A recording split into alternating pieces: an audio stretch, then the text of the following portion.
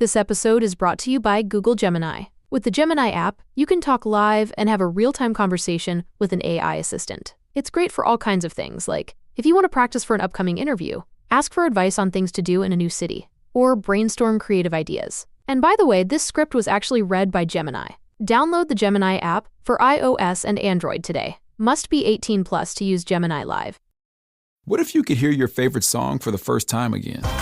Introducing the all-new, reimagined Nissan Kicks. With an available Bose Personal Plus sound system that uses speakers in the headrest to create a 360-degree listening experience.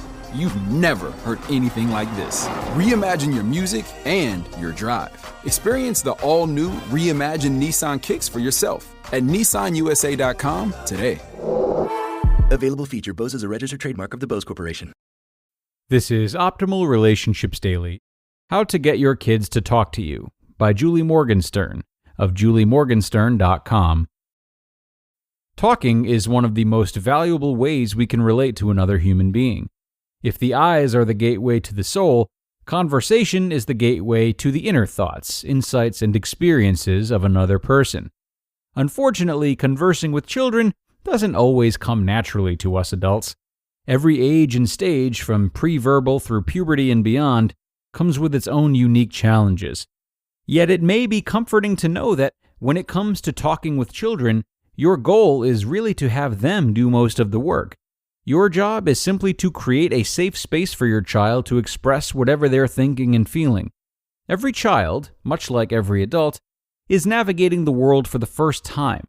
We can't assume we see what they see, notice what they notice, or conclude what they conclude. How better to see the world through your child's eyes, find out what's on your child's mind, and demonstrate a genuine interest in your child as an individual than through stimulating conversation. To get your child to open up, try to ask open-ended questions.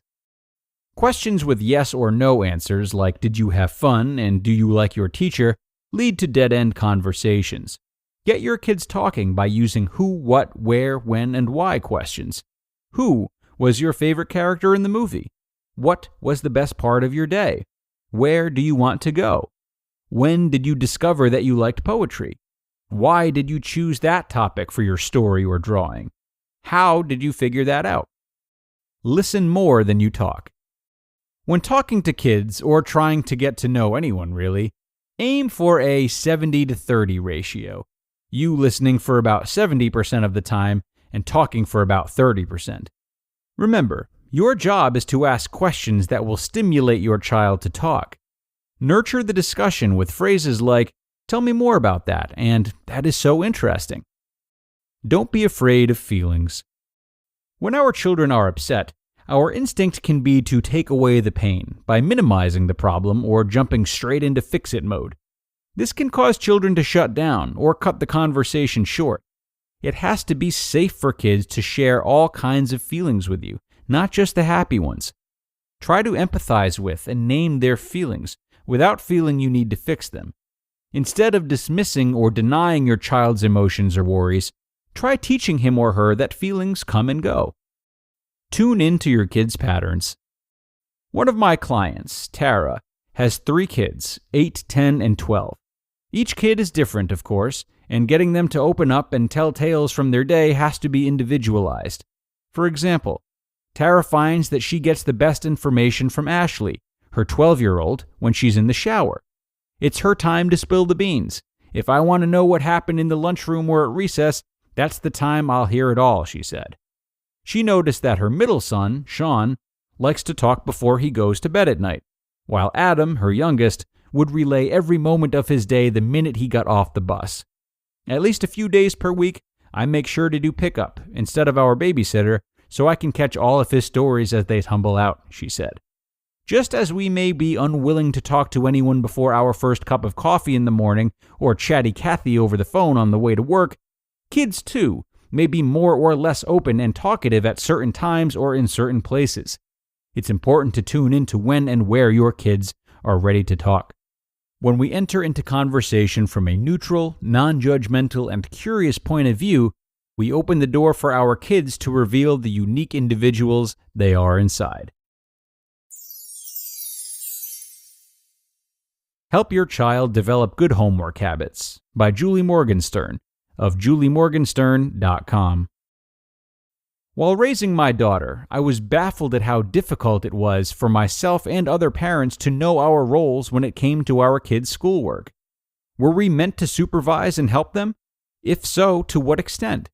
Where was the line between helping them and doing it for them? And was it our job to ensure that it got done, or theirs? Now that the new school year is settling in, with new teachers, new classmates, new challenges, and new responsibilities, you may once again find yourself battling the dreaded parental questions. What is my role? How much is enough? And what is Common Core math anyway? To better identify your role as a parent, first consider the role of homework. It isn't just a way to help your child reinforce the concepts they're learning in school. It also serves as an excellent tool to help your child learn how to manage their time, juggle competing responsibilities, self-assess their own knowledge and skill set, and ask for help when they need it.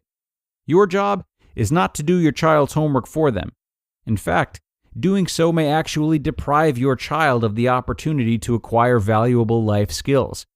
You can help your child develop good homework habits, however, by serving as their learning coach. That means being aware of what is expected and offering time, space, and support to achieve success. Though your role and level of involvement may change as your child advances through their school years, there are intangible ways to support your kid at any age and stage. Infant preschool, 0 to 5.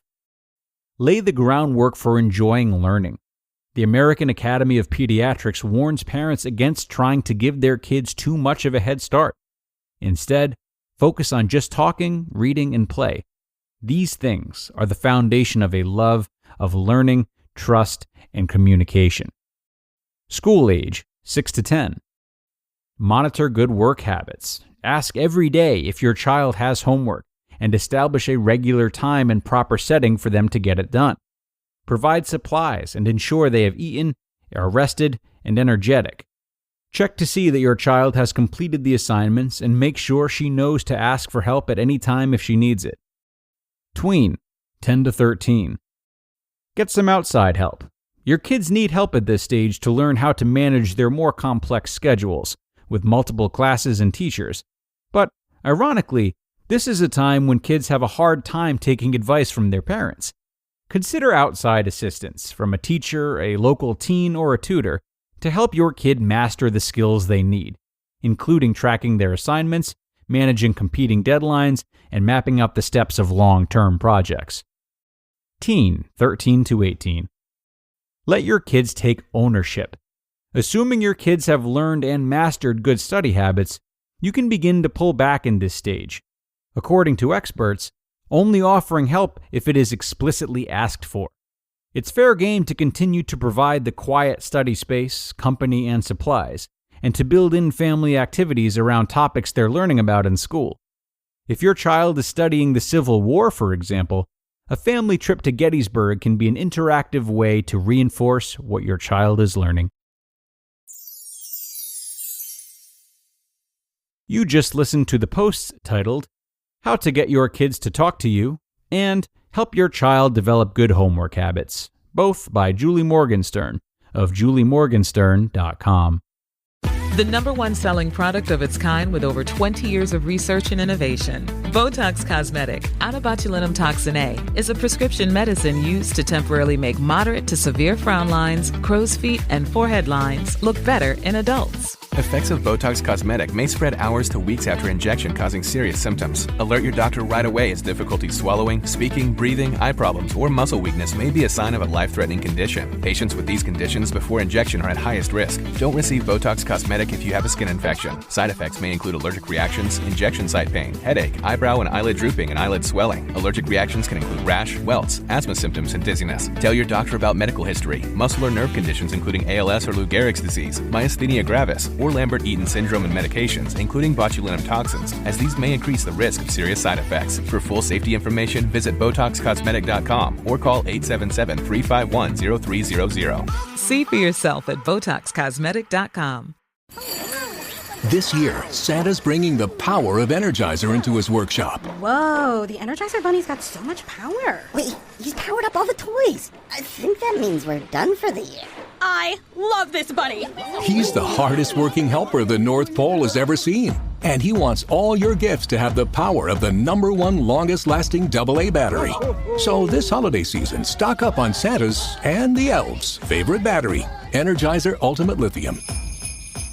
This episode is brought to you by Allstate. Some people just know they could save hundreds on car insurance by checking Allstate first. Like you know to check the date of the big game first before you accidentally buy tickets on your 20th wedding anniversary and have to spend the next 20 years of your marriage making up for it. Yeah, checking first is smart. So check Allstate first for a quote that could save you hundreds. You're in good hands with Allstate. Savings vary. Terms apply. Allstate Fire and Casualty Insurance Company and Affiliates. Northbrook, Illinois. 2 doozies today from Julie, which we are very thankful for.